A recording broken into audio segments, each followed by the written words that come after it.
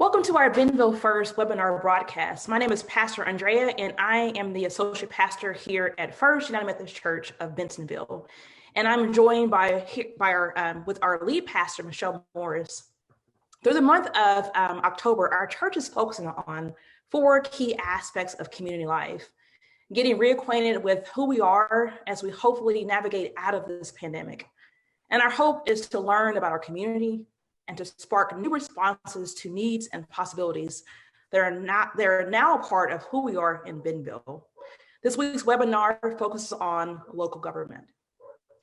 And joining us from our community for this discussion are 2 very distinguished panelists. Let's introduce them to you now. First, we have to introduce is Mayor Orman, Mayor Stephanie Orman. Mayor Orman was elected to serve as our mayor in 2018. And prior to her service as mayor, she served 2 terms on the Bentonville City Council. Her priorities as mayor are to provide transparent, timely, and consistent communication.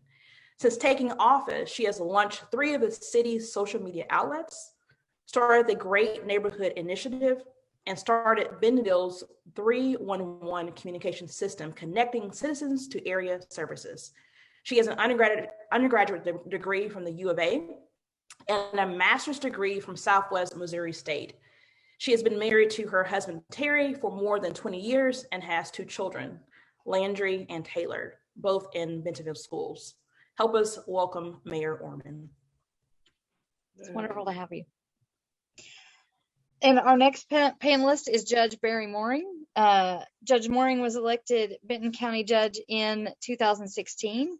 In this role, he leads over 200 county employees and manages a budget of more than $20 million. The responsibilities of the county judge include overseeing the county road department, planning and environmental emergency services in the county's 911 department, all county facilities, and many of the internal departments such as accounting, finance, human resources, and information technology. Before becoming county judge, he served 2 terms on the Benton County Quorum Court and spent much of that time deeply involved in the county's budgeting and finances. He and his wife, Cindy, moved to Benton County in 1999 and have 3 children. And thank you, Judge, for joining us today as well. Well, we want to honor your time and all those who have joined us today. And so we're going to get right into our questions. I want to remind those who join us on Facebook Live to, if you have a question or comment, type those in the comment section. And if we have time at the very end, we will address those. So let's jump into it. So the first question is, and both you can answer it. If you feel led to go first, jump in, okay? So the first question we have for you, what led you to pursue a life in public service? What led you to pursue a life in public service? Would you like to go first? Government, yeah. Mm-hmm. Sure, I can go first. So I often get asked this question, and I tell them I didn't necessarily go through college and grew up thinking that I wanted to be a mayor, but I've always wanted to be engaged with our community. And really that's how when I first ran for city council, I served on my local neighborhood POA board and just tried to learn the issues we were seeing in the neighborhood. And then I tried to take that and start attending the city council meetings and learning how the city can help address those issues within our neighborhood, and just grew to really want to have more knowledge and understanding of how the city works and how the city can help our residents and our citizens. And so that's sort of how I fell into it. But it's a real passion for me to be involved in the community. And if we can do that, I love local government because I feel like we have the most impact on those that live, work, and play in our city, and we can have a daily impact on those lives. And so that's kind of sort of how I got into it, but it's a passion for me. Thank you. So I guess my story goes back to even to when I was in college. I went to a different U of A. I went to the University of Arizona and started to really enjoy and fall in love with public policy. And in fact, after I graduated from the University of Arizona, I went and worked on Capitol Hill for 4 years for 2 different members of Congress from Arizona. and really, really liked public policy, and I liked being a part of that. It was very fun to work on Capitol Hill. That's where I met my now wife, and we've been married ever since. But I took quite the hiatus for more than 20 years. We went back to Arizona and ultimately moved here, and I really had no interest in politics or in government for a key part of that because we were raising our kids and doing our careers, but I always had it in the back of my mind. And there was actually a mentor of mine at the church there who came to me one day and said, hey, knowing that you have an interest for this, there's something that you might want to consider doing, and that is running for the Benton County Quorum Court. And I looked into it kind of the way Stephanie did for council, looked into it and decided to run for that. I thought I could have an impact on that. And so ran for Quorum Court and served a couple of terms there before I decided I wanted to run for the bigger job and decided to run for judge. And what I really saw is county government, I would say, was very reactionary to a lot. We didn't seem to project ourselves in ways that I think we could have done a better job. And so I've really kind of pledged to do more of that, whether it's with our ambulance service and what we do from a first responder standpoint, or in our facilities, or in our infrastructure, and having a plan for roads and bridges. And so I've really enjoyed it. I like Stephanie, I really think the action, if you will, is at the local level. Feels like the rhetoric is at the national level. But, when you're a mayor or when you're a county judge, you're really elected to get things done. And you are very up close with the people that elected you. They're right there every single day. And I enjoy that part of it as well. Yeah, I think one of the things that really struck me, I consider myself fairly savvy about civics. I remember it from ninth grade. But listening to or reading what both of you submitted as far as part of your biographies, I was really surprised and intrigued by the things that both of you see as priorities and also that you oversee. So I would just like if you could just go a little bit more in detail, describe your work and what you do for the people of Bentonville or the people of Benton County. So again, Mayor, I guess we can go with you. So what do you see as the goal of your work? Sure. So in the city of Bentonville, we have 12 different departments. And so I'll kind of briefly share those with you because that gives you sort of a scope of the services that the city handles for those that live, work, and play in our area or within our city. So we have a police department, a fire department. Our fire department also runs our EMS, our ambulance service for the city of Bentonville. We have a roads department, we have a streets department, we have a water department, a sewer department, we have an electric department. We're one of only 14 municipalities in Arkansas that have their own electric department. And then we have some internal department. We have a Parks and Rec department that's very visible, and the library is also falls under the city. And then we have some internal departments, an IT department for security, cybersecurity reasons, and to run all of our software programs. And then also we have a legal department and accounting department. So those are sort of the departments within the city that we touch. I'd like to point that out because sometimes people, if you've moved from a different area, the city may be over the education system or in different areas, and that's not the case in the city of Bentonville. So there's a separate education board of education that handles our school system. So that's separate in the city. And so kind of like to give an overview of those services. I'm responsible for the proposed budget, and it has to be, we're required by law to have a balanced budget at the city level. And so one of my biggest responsibilities is to propose that budget, get that budget passed through. We have an 8-member city council, and so that we have to pass that through them. And again, make sure that it's a balanced budget. That's probably my biggest responsibility. I'm over all the day-to-day sort of operations and activities. Most of the time I'm in meetings, one-to-one meetings, just getting updates on everything. So like this morning, we had a transformer blow just outside of the library here. So people were down for electric. So those will be the sort of things that will be coming across my email on those days. But in general, I'm over the day-to-day operations for each department and corresponding with them on a daily basis. then delivering the budget. And then, like I said, we have an 8-member city council. So any large purchases or policies or ordinances, it's all run through our city council and approved by them. So it gives you a general idea of what we do on a daily basis in the city. Yeah. I think now I understand why our internet may have been disrupted a little bit at the church when you mentioned the transformer. I was like, oh, that might have explained things. So on that note, we have a 99.9999% reliability rating. So that doesn't happen very often. And it also usually comes up pretty quickly. So yeah, well, we were to say that. Yeah, we were notified that it would be like 2:42 before it was fixed, and before we practically got that word spread in the building, it was done. We were taken care of. So that is great work. That's our text power program. So you're going to give me another opening. If you are a electric customer, you can sign up for that text power, and it'll notify you that we are aware of the outage and hopefully a time when it will be repaired. So wonderful. I'm going to sign up. Yeah.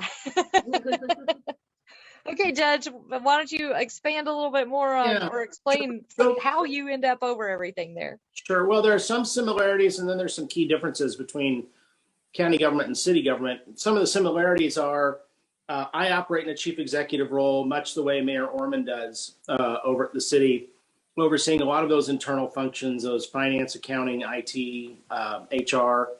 And much like the city, a big part of my job is overseeing the budget and all expenditures. So I'm responsible for everything that gets spent at the county, but I can't spend anything without the approval of our quorum court, which approves our budget and approves any budget amendments, much the way a city council functions for a city. So in that respect, we're somewhat similar. Where we're different is that at the county, we're a subgroup of the state. So we're a subdivision of the state of Arkansas back to the Constitution. And therefore, we have other duties besides what a city would have. And those duties are typically overseen by other elected officials. So right now, you may have seen the signs out there that you got to pay your taxes by October 15th. Well, that's a process that involves an elected county collector. That involves the assessment and valuation of your property by an elected assessor. And then that involves the disbursement of those funds once we collect them. We collect all the funds in the county, and then we disperse them to the cities and the school districts. So those are 3 other elected officials, for example, who I work with as part of a team. The other more prominent and probably maybe even the most prominent elected official in county government is the sheriff. So in cities, police chiefs are appointed by the mayor typically. And in the county, the sheriff is elected by the people just the same way the county judge is. And the sheriff has responsibilities across the entire county, but for law enforcement, usually that's really the purview of the local city police departments. But we also operate the jail on behalf of all the cities, and that's actually a big part of our responsibility at the county is the operation of the jail. And so we're actually in a way different, in a way the same. I also have a road department, by the way. We have about 1,500 miles of road in unincorporated Benton County. That's like driving from here to Key West, Florida. We have 79 people to take care of it. And so that's a major issue as well. And the way we do our roads, of course, is a lot different than a city does. The city, particularly Bentonville, does a great job in planning out their transportation system. And then they have standards for all of those roads that include sidewalks and curb and gutter and widths and bike lanes. We're not quite as formal out in the county. Our job is to make sure that emergency vehicles can get to places, that school buses can get to places. And sometimes that means we're just improving a dirt road, and occasionally that means we're paving a new road. So our road system is a big part of what we oversee as well. Thank you both. So the next question is pandemic related. We're in a pandemic, right? So how has a pandemic affected your work? And what are some challenges there and ways you had to wear, and how have you had to be practice innovation to do your job better or to make it work for the city? Sure. So for us, I always tell people we didn't really have, we have some disaster playbooks and different things. We didn't really have a pandemic playbook to just pull out. So to be honest with you, we're really good, I think, at triaging and finding resources in the city of Bentonville.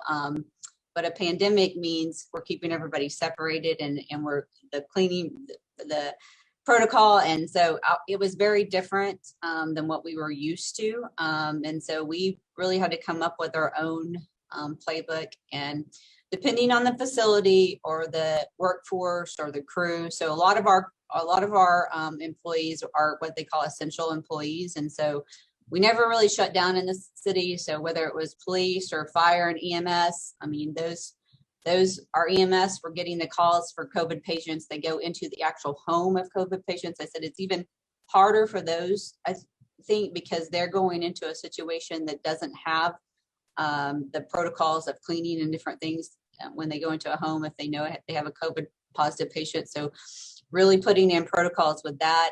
We have some major facilities that are very public facing. Our library is one of those. So you can imagine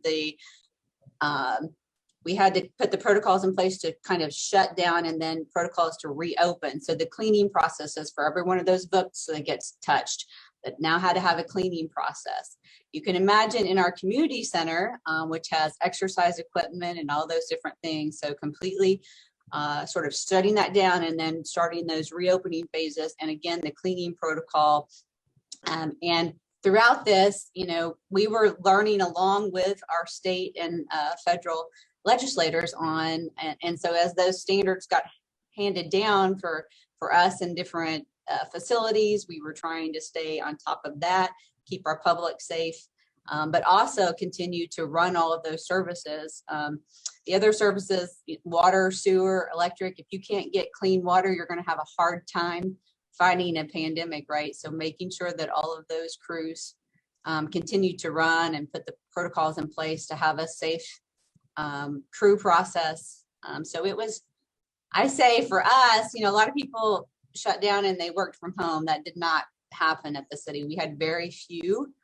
Now I will tell you, we learned technology, we learned Zoom, and for those individuals from the city, with us in the city that could do their meetings online, that's how we did continue. But most of our crews or most of our employees are physical in the nature of what they do for the city, and so they had to continue to come in and find ways to do that in the safest manner possible to continue to provide those major services that our citizens expected. So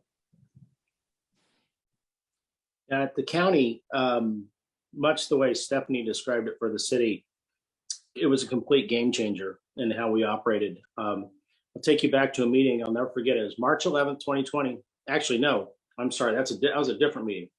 February 27th, I believe it was, 2020. We had our first meeting about this thing called COVID, and we had public health people there, and we had some law enforcement people there, and we had medical people there, and we all got around the table, and we were like, what do we need to do to prepare for this? It was in Washington State then, and there were the cruise ship problems. And I'll never forget a person who I have to keep nameless leaned over to me in this meeting. He said, hey, come here. I leaned over and he says, we got nothing. We have no idea what's coming. We have no direction from the CDC. We've got nothing. And he said, as you're making these decisions, you need to know that. Basically saying there's no cavalry coming here. You guys are going to have to figure this out. And so much to the way the city of Bentonville operated, and frankly, I would say nearly all the local governments operated here, all of us were challenged to figure out, how do you maintain those critical operations and protect your employees and protect the public at the same time within the midst of a public health emergency that frankly nobody knew anything about. I mean, we all remember coming home and washing off our tomatoes and our cereal boxes and all that stuff. So we did much like the city of Bentonville. We had to crash on every single operation and sort of redefine how we did that. Things like operating a jail or a court system, or keeping our dispatchers masked and separated, or assessing property, or holding elections. When you hold an election and everybody is constitutionally eligible to vote, whether they have COVID or not. And it really caused us to rethink and change just about everything in that regard. There was a period of time that we did shut our buildings down to the public, but we made sure that all of our online capabilities made up for anything that we closed down. But then there were, just like in a city, a lot of 24/7 operations, whether it's dispatch or sheriff's office or the jail, that had to keep going, our road department. So it was a big is a game changer. And I kind of separated into three distinct parts. I've had the opportunity to speak to some Rotary clubs here lately, and that first part of 2020, I call that shock and awe. I use these war metaphors. The shock and awe that we were all put back on our heels trying to react on how to do this. And then I would say we started to counterattack that with the vaccines and what we all did with the vaccinations, what the city did and their fire department and what we did in our emergency management became really, really important. And now we're kind of in this recovery mode now. That's sort of a whole different question that we're all working through. What does a post-COVID world look like? And we're working a lot on that now as well. Thank you. I do have a follow-up question, question for you. Are there any processes or ways in which you're doing things now that have benefit you differently because of COVID, like the innovation you had in place now previously you didn't have? Like, you talk more about those processes that are make things better. Like, what have you learned from the pandemic and the way you've done things in the past with the innovation you've done now to make things better? Well, like I said, for us, definitely there's been extensive cleaning protocols. Now, I will tell you that having a clean city has always been a major priority for the city of Bentonville. But, you know, we maintain all the public restrooms and different things in facilities. So, like, just the protocol on some of that and the safety and the just cleaning protocol has been stepped up even more. And so that's something I think is not always talked about. Now, certainly from a technology standpoint, from meetings with Zoom, and I will tell you, the city was not set up for remote work. So that was another challenge for us. So those are the employees that could work from home. We really didn't have the infrastructure, the computer infrastructure, or the cybersecurity piece of that. So we've had to do a lot of work in those areas to upgrade for those areas. Now, I think it makes us better. It's made us better in the ability to connect with different departments. As the city has grown, it's always challenging with growth because your departments tend to get a little more siloed because they're growing, right? And so I will say that some of the technology through Zoom and meeting technology has actually helped us come back together, connect even when we're in a pandemic where we're trying to keep people separated. So some of that piece of it, I think has been good for us to go through and understand how we can still connect through technology and not have to be in the same room. And now all of our, we're government, so all of our public meetings, that's been something that's been definitely something we've had to adapt. We've had to, technology-wise, be able to run those Zoom meetings, be able to get the public comment. And so there's a lot more that now goes into our meetings for prepping them. It's not just people showing up with the agenda and being able to do the comments there, managing those comments. We do a hybrid, so you can come in person or you can come on Zoom. But through that, you have to be able to manage the technology and you have to be able to manage the access for the public to be able to give their comments. And I will say sometimes that's challenging. Sometimes the microphone doesn't work or somebody can't hear a microphone. So it's definitely been different for us to manage through that. But we've learned a lot and hopefully we're a lot better at it. Thank you. I'd say one of the first and most obvious things that changed for us is how we handle inmates.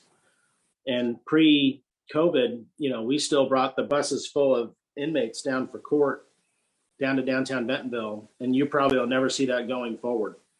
Probably only for jury trials, but not for arraignments and things like that. So that's just one practical example. But to Stephanie's point, there are lots and lots of examples. How we manage elections now will probably always be different. We will probably have more absentee and vote by mail and early voting than we ever had before. The way that the crowd is handled through an election will probably always be different. The way we're designing courtrooms and buildings going forward has changed. And probably one of the biggest things that we'll have is we're designing a new intake triage center out at the jail that'll substantially change how we are able to handle a pandemic out there. The hottest spot in the whole county at one point in time was the Benton County Jail for a period of time. Sheriff Holloway called me one day and he said, well, we've got some positives. We think we've got a couple of dozen. And then he called me a couple of days later and he said he's got 300. And we were on the phone with the governor that night trying to figure out what to do. And they had their own problems at the state penitentiaries. And so we've got to make some modifications in some of our buildings, like at the jail, for example. But I think there are a lot of things that we will do differently. Our IT team, for example, works almost completely from home or actually at their specific locations where they've got to do physical work. But our IT team is basically a remote team that crashes when they have to run cable or things like that. They come in and do that. So there'll be some things that'll always be different now in the way we operate at Benton County. Thank you. I don't know if this was an innovation of the pandemic or if this is just really efficient Bentonville government before I got here. But as you know, my United Methodist pastors, we move around. I've been in several counties now, lived in several counties, and I just had to go I got to transfer my driver's license, get my car tags, all of that fun stuff. And I went to the DMV here, and best process ever.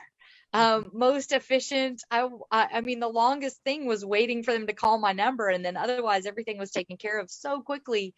And normally I had to run from this office to that office to this office to that office in other counties. Like I said, I don't know if that was an innovation of the pandemic or just Bentonville's just awesome. But congratulations and thank you to to the efficiency of the government systems. So you guys, we have talked through some of the innovations, but now as we're hopefully, like I said, coming out of the pandemic, what do you think are some of the most significant challenges that our town and our county face going forward? You want to go or you want me to go? I can go. Well, as it relates to the pandemic, I'll tell you what became readily apparent at the beginning of this is that from a public health standpoint, we were not prepared, particularly with disaffected communities. And so the way the pandemic rolled through the Marshallese population and the Latino population was really, I think, emblematic of really, we hadn't had a role in public health at the county level. Now there's the Benton County Health Department, but that's a division of the state. And so what was exposed were, I think, some real cracks in our public health infrastructure. Since that has happened and since that time, we've dedicated a lot of effort to getting involved with that community. Between last year and this year, we have over $80 million in federal dollars that we've gone for in one way, shape, or form. Some of it, like the American Rescue Plan, just, all you have to do is fill out a form and you get it. But in other instances, we've been very, very aggressive in partnering primarily with UAMS in providing health literacy plans and community health workers into those communities, both looking at what happened with COVID and how to help with COVID going forward, but with other public health issues, just so that those populations are more integrated into the overall public health infrastructure here. I think the pandemic really revealed big needs on that front, and with the overall healthcare infrastructure. As a region, we are understaffed on nurses, we are understaffed on doctors, on specialists, on healthcare infrastructure generally. And these aren't necessarily issues that the county has taken on in the past, but we've been uniquely positioned in the past 6 to 8 months or so to play a more active role. And so, that's something that we've been working on very aggressively, directly as a result of what happened with COVID. Well, I would echo all those sentiments as well. I think in general, the city is growing at a rapid pace. At one point we were the 5th fastest growing city. I think we're still in that, in the US, I think we're still in that range. So workforce is a challenge for us right now, to get all of these infrastructure projects in place, to be able to handle the growth. We're under all kinds of permits. So whether it's a permit for water or sewer, there's a lot of requirements within that. And if you can't meet the capacity needs, you're going to run into issues with your permitting and other things. And so all of these things sort of trickle down. So if we don't have the workforce to be able to get the infrastructure in place for the growth, it's going to be that will continue to be a challenge, I think, for us. one of the things we learned throughout this is people still wanted to come to Bentonville and still want to live in Bentonville. And so roads, like I said, water, sewer, electric, all of those utilities, we have to find ways to make sure we can get those projects. Not only we were fortunate to get a bond extension passed, even in the middle of a pandemic, which I say thank you to the public for trusting us to be able to have funds to be able to put these projects. But now we face the challenge of a workforce. We also face a challenge right now. I think you're seeing definitely supply issues to get the infrastructure and the materials to build. And then I think you're seeing it cost, some inflation costs that are going to be challenging for all of those projects. So I don't know, it's a little bit of we're excited that people continue to want to move to Bentonville because we hope that we're producing the quality of life that people want to see. We're seeing a lot of, remote workers want to move here and different things. So we feel like we're producing a city or an environment that people still want to come to. With growth, you always want to be on the side of growth, in my opinion. However, there's always certain challenges, and especially at the pace that we're growing, those challenges are extensive. Yes.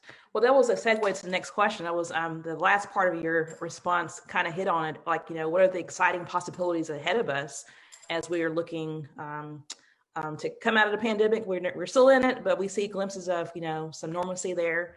And then, like you said, that folks are still wanting to come here. Both me and Michelle both moved during the pandemic to this great city. And so to know that we have this growth here is exciting. But so hear that. So if you have anything you want to add more to some exciting possibilities ahead of us, you can share that, Mayor Orman. But Barry, what do you think? Well, to Mayor Orman's point, we're the 40th fastest growing county in the country out of over 3,000 counties. Bentonville is one of the huge reasons why. And, I'm part of the County Judges Association, and of the 75 county judges in Arkansas, I get to work on the best problems. There's no doubt. They're all related to growth, though. Almost every major issue we have is related to growth. And that is exciting, but that is also a challenge. And so from a county perspective, we're much more kind of a meat and potatoes infrastructure kind of functioning government. The city, they get to do all the fun stuff. They get to do all the parks, and they get to have, we don't have tulips, as an example. They get to do a lot of fun stuff. So our job really is in a support function. We need to make sure that properties get assessed. We need to make sure that taxes get collected and dispersed. We need to make sure that courts run. We need to make sure that a jail is functioning. We need to make sure that our roads and bridges are safe. So ours is a little bit more in the background. But it's an important role to support the growth that happens around here, because our cities are really where the dynamic changes and prosperity is coming from, and our job is to support that. So we have lots of exciting things. Again, I mentioned the bond extension that the public passed. That allows us to have some funding for some projects that might be a little more fun to talk about. We have a Quilt of Parks project where we're connecting our downtown park. So exciting things you'll see happening in downtown. We also have a 28th Street Park that's going in, and then we have an 8th Street Gateway Park that's going to be going in with the technology and the different things, just the play value and different things you can now see. I think you'll see lots of exciting new things maybe you've not seen in another park coming to some of those. So I think those are all fun things to look forward to. The library is going to be doing an expansion, so they have some exciting things coming here. We now have a study underway for a adult wellness center. So there are just a lot of exciting things. We are fortunate also that we do have private individuals that really like to see our trails grow and continue to be connected. And so not only is our community supportive of it, but we also have some some friends in that realm that like to see those things happen as well. So I would also say kudos to our private partners in a lot of things. And I will say the city of Bentonville, we have a lot of private public partnerships, and that's something you don't always see in every city. But it has really been a benefit for us to enhance the things and the quality of life that we have in the city. So let's see, I think those are some of the major things, but lots of things. Now, the only thing I would ask the public is you are going to see construction in the city of Bentonville. So we need a little grace around the construction to get some of these things done and put in place for you. But lots of exciting things. It's a really good city to be a part of right now. And we just appreciate the public. We're doing a lot more public input too. And so we're getting a lot more feedback from the public of what they want to see. I mean, it's your community. And so we want to try to make sure we're building that into everything as well. Now that kind of leads to really what we were going to ask is, how do you need the public to be involved? I mean, you mentioned several things that you could do, but what are some of the other things that would be helpful to get involved? For instance, it looks like we got a question asked how the community can help alleviate healthcare concerns for the county, for instance. But what are some ways that you would love to see our public get involved? You want to take the healthcare on the county question? And then I'm, it's interesting. One of the things when I ran that I really wanted to do was increase and improve our transparency from a county level. And so we've been very aggressive on social media. We've been very aggressive on town halls. And we've tried to do as much outreach as possible for the public and to the public. But I'll tell you, it's tough. It is challenging, at least from a county perspective, to engage broadly with the public because of all of the other things that are going on. And in a way, that might mean things are going reasonably well, I suppose. But it is one of our ongoing challenges. And so, for example, in the healthcare realm, when we had grant opportunities, we tried to partner with those who are already very much engaged from a public perspective, UAMS being a good example of that. But we do hold, we've held, since I've been judge, we've held over 30 town halls, and now we have thousands and thousands of followers out on social media. And so we've done everything we can, and we're continuing to try to get the public engaged. But I don't want to fool you. It's a challenging one in county government.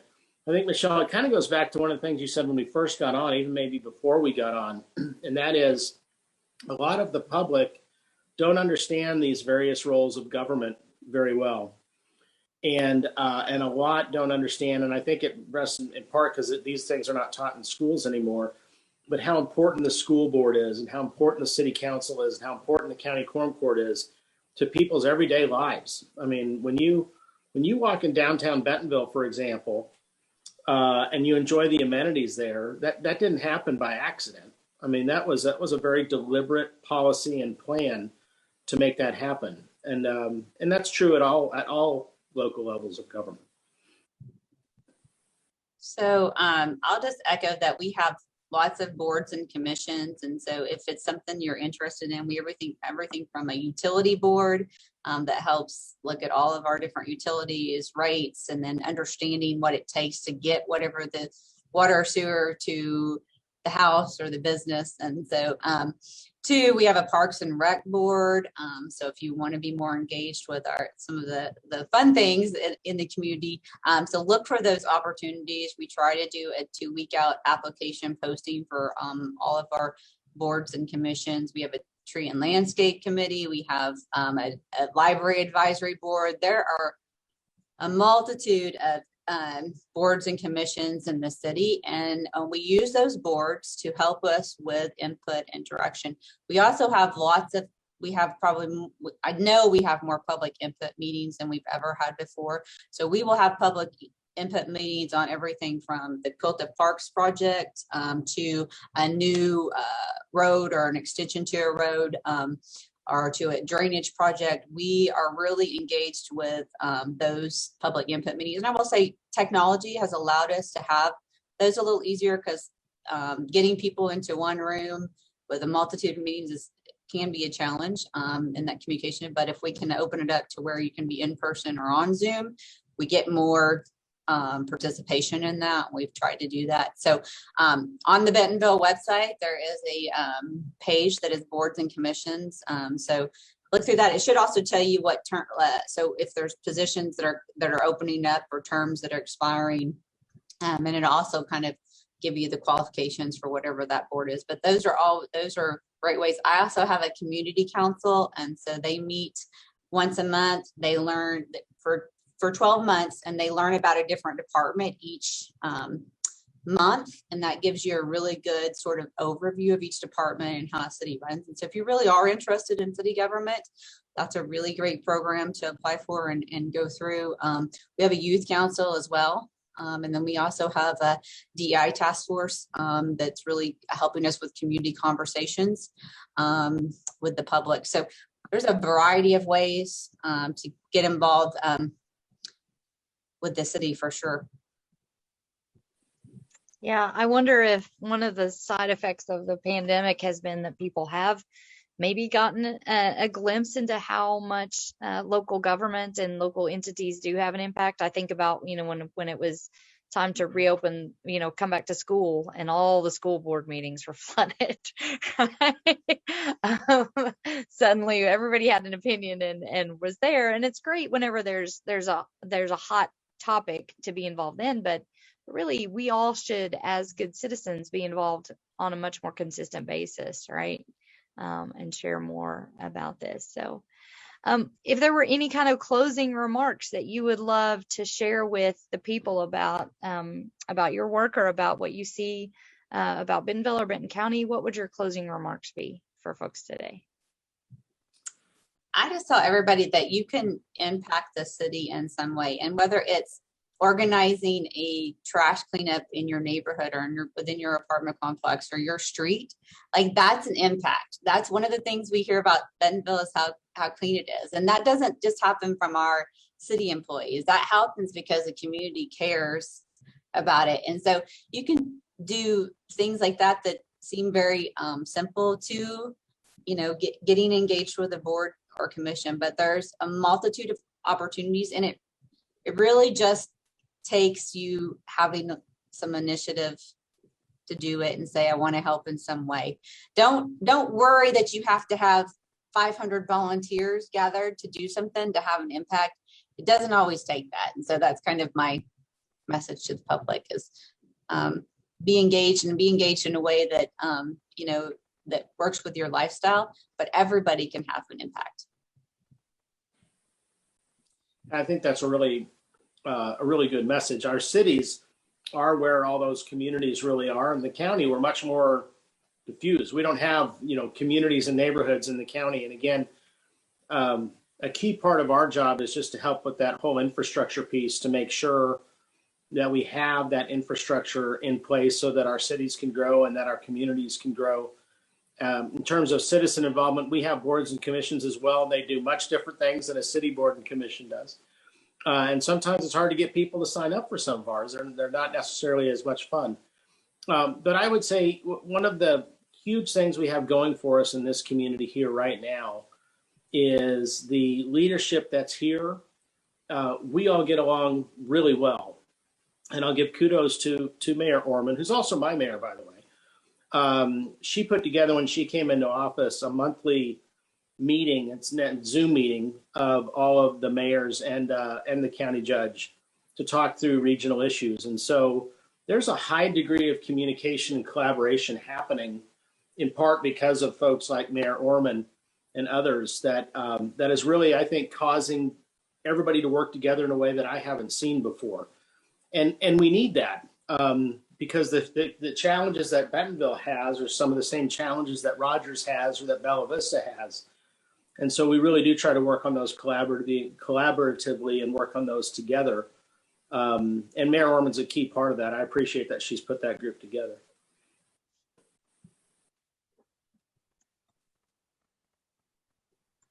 All right, we're coming to the end of our time, and we want to thank our panelists for giving of your time and sharing so much about the work that you do. It's great to hear because oftentimes we don't see what you're doing, and we're so busy with our everyday lives. But it was great to see, hear what's been done behind the scenes and how we can to join into doing that as well. And that's also the overwhelming things, like how do I get involved? And you've given some tangible ways for us to do that. So thank you for that.